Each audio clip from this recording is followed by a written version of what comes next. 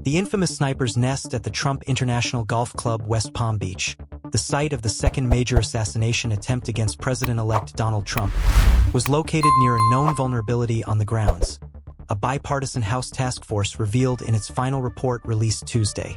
Moreover, the report indicated that the Secret Service declined to deploy the full scope of their protective procedures for Trump, 78, that day on September 15th, due to the hasty nature of his golf outing. Despite the Trump International Golf Club being surrounded by public roads and protected only by a chain-link fence, trees, and brush, the Secret Service did not implement the full scope of redacted prior to former President Trump's arrival on September 15th, the 180-page report said. Unfortunately, the property was subject to critical vulnerabilities, particularly related to its outer perimeter, which the Secret Service had previously identified as a favorable position for potential snipers. The report noted, adding that it was publicly reported that the location of where the sniper's nest got set up was known by photographers. Acting Secret Service Director Ronald Rowe had said that the agency received short notice about the golf outing. The agency was notified at 2:30 a.m. that day of the president-elect's intent to visit the golf course at roughly 12:30 p.m., according to the report. However, Trump's arrival at the golf course got bumped up about an hour, per the report. Cell phone data indicated that the suspect waited around 12 hours prior to being identified by Secret Service, authorities previously revealed to the public in court documents. He was not believed to have had a clear line of sight on the president-elect at the time.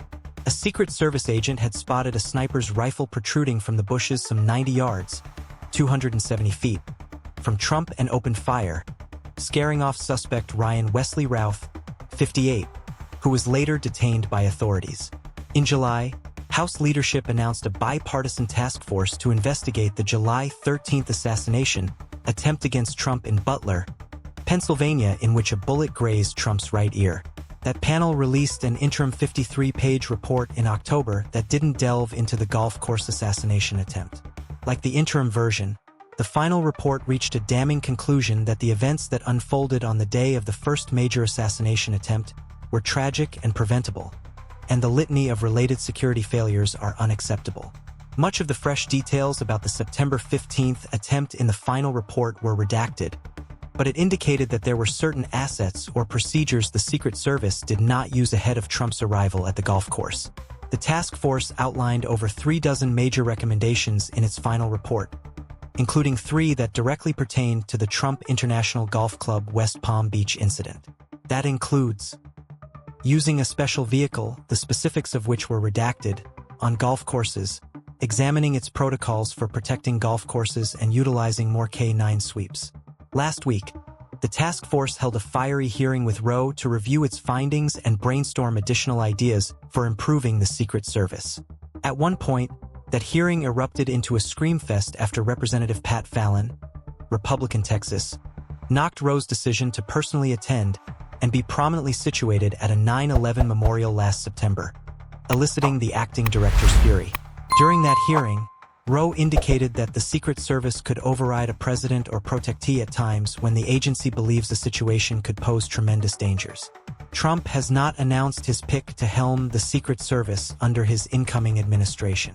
Both Rowe and the task force's report painted a picture of a Secret Service that had been overwhelmed by its responsibilities.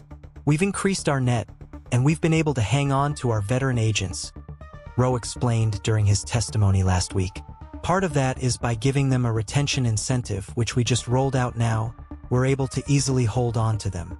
But heightened concerns about morale at the protective agency still loom large." Recently, agents groused over a reply-all email that a supervisor at the Secret Service sent to subordinates chiding a request from a special agent on the Presidential Protective Division, PPD, to take time off for personal reasons. "There's a lot going on. Requesting leave or RDOs, roster days off, for next week isn't going to cut it. This is not just for this week only. I mean going forward until you have PPD. You need to manage your personal life and family expectations that unless your request is at least 2 weeks out. It isn't happening," the email said, per Real Clear Politics. "The ADLs work way too hard to make the schedule magic happen each week to have to change the entire thing due to the ripple effects of you wanting to have next Tuesday off, so you can get your dog groomed. One source griped to Real Clear Politics, and they wonder why people leave. Regarding the tone of the missive, the Post contacted a Secret Service spokesperson for comment. The task force also laid out numerous recommendations for Congress to shore up the Secret Service's protective measures, including a more thorough review of its budget and retention, a slim down of the agency's protectees, a consideration of kicking the agency outside of the Department of Homeland Security, and a bolstering of Congress's power to obtain sensitive documents from law enforcement.